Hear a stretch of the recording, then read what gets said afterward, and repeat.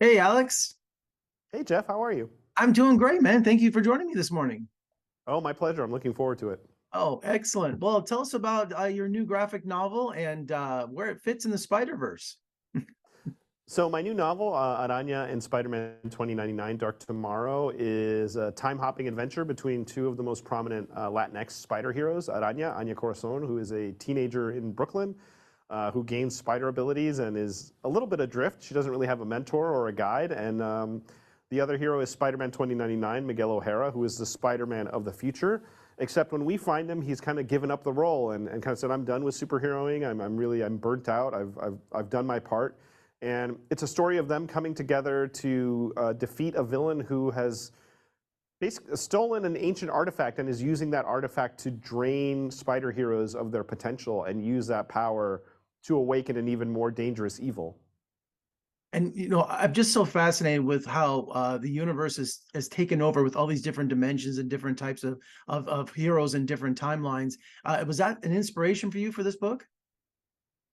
Yeah, I think the idea of having these two iconic spider heroes together for the first time and jumping around and interacting for the first time was really, inspired by a lot of my favorite Spider-Man comics, the movies. I think you're always pulling from the sources that, speak to you.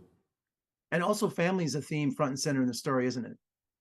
Yes, for sure. You get to see it's about found family, but it's also about dealing with your own family. Anya, when we see her, her mom has been missing for a long time. She has a little bit of a strained relationship with her father.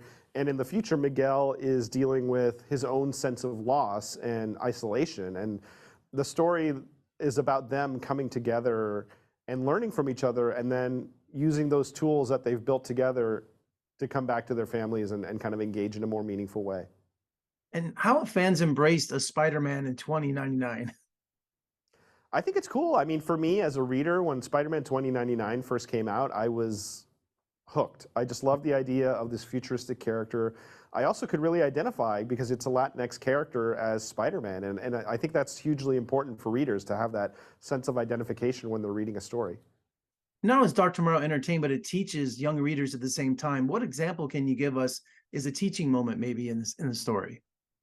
Yeah, I think the big lesson for the book is that we should always be willing to learn and open to learn at any age. Aranya obviously wants to learn. She wants to learn how to be a superhero, but Miguel, on the flip side, learns things he wasn't expected.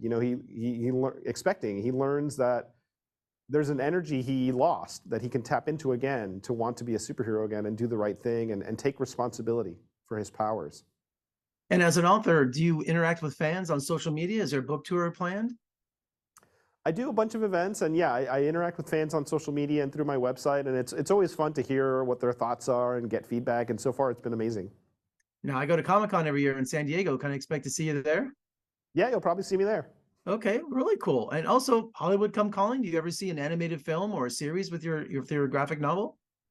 Oh, I don't know. I think for now, I'm really excited that it's a novel and these characters get to interact in a meaningful way, and that's cool for me. I think it's cool that it's hardbound too. It's a hardcover. I love Yeah, hardcovers yeah, on my yeah, shelf. yeah. And where can people find your graphic novel?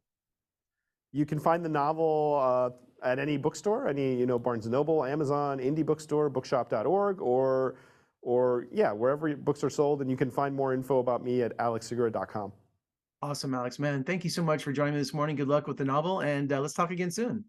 Yes, definitely, my pleasure. Thanks for having me.